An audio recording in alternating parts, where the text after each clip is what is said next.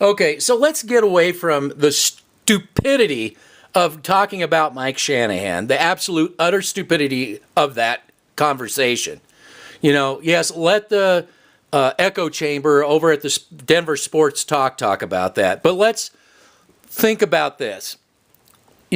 Obviously, the idea is to get rid of Vance Joseph. Okay, well, let's look at this objectively. So, are they going to get rid of Vance Joseph is a question. Are they just going to get rid of the coordinators? That's another question. Let's assume that the idea is that Elway has to bite the bullet and by firing Vance Joseph, admit that he was wrong that to pick him over Wade Phillips, that moronic decision, and hire him, and that was for defensive coordinator, and then even upping it to head coach. So let's say that he admits defeat. Okay, I screwed it up. Now we are in the process of finding suitable head coaches, okay? So one may ask, where do you get a suitable head coach? And Mike Shanahan is absolutely not a suitable. What team is even pining for Mike Shanahan? So let's just get away from that ridiculous, absurd thought of bringing in more cancer into the organization, more headbutting, fighting, infighting, drama, all the rest, because we got enough with Elway. And that's part of the problem, is that there's going to be a number of teams looking for a head coach, and then if you get let's just say it's going to be an assistant coach, and I've got one in mind, and let's say that some of the better assistant coaches look at what's available, and or even staying where they're at if they got a good situation. And then, taking a look at whether you're going to go to the Broncos. Anybody who decides to go to the Denver Broncos is going to have to be okay with John Elway ultimately meddling in their head coaching decisions. So are they going to feel that they can get along with John Elway sticking his nose and being a part, you got to ask, even with Vance Joseph, where does the head coaching start and the puppet end, or where does the puppet end and the head coach start? How many of the decisions made, coaching decisions that were made out on the field, where is Elway's fingerprint in that? I saw him up during the Cleveland game, thumbing through the Microsoft play-by-play. So I know he's involved in it. And, my opinion is he needs to stay out of it. If you want to be involved in anything, look at scouting. Decide what kind of an offense you're going to run. What kind of a defense you're going to run. There's no identity either of what they're doing. They have no idea what they want to do, it seems like. So I think what John Elway would do, what a president does, is find somebody to build a foundation. So that's where I would be going when looking for a coach to come in and build a foundation, a system.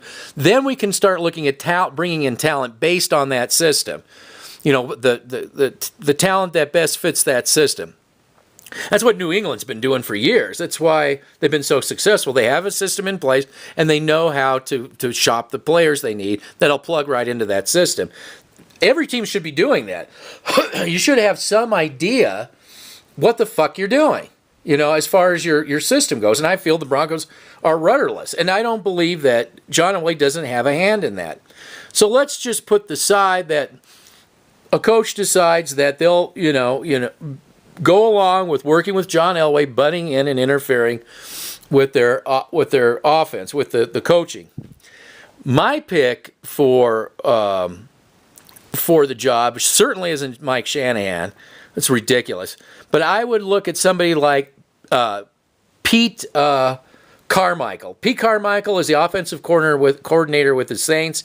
He's been there, I think, a dozen years, and he's seen the good times. He's seen the bad times. He knows what you need to do with to build a team. Now, what I look for is coaches that have done a lot with a little bit. And if I had another pick, I would this is not. if I had another pick, I would choose the Colts offensive coordinator. Hopefully I can pronounce this right, Serini.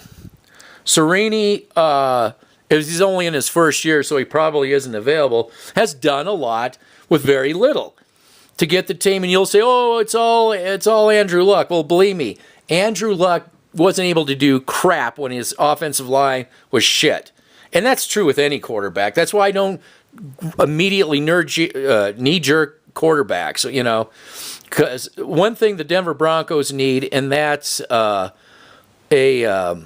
they need definite help on the offensive line. I think that's one of their most important areas, maybe in the off season, because they probably have the worst offensive line, and the Colts had one of the worst offensive line.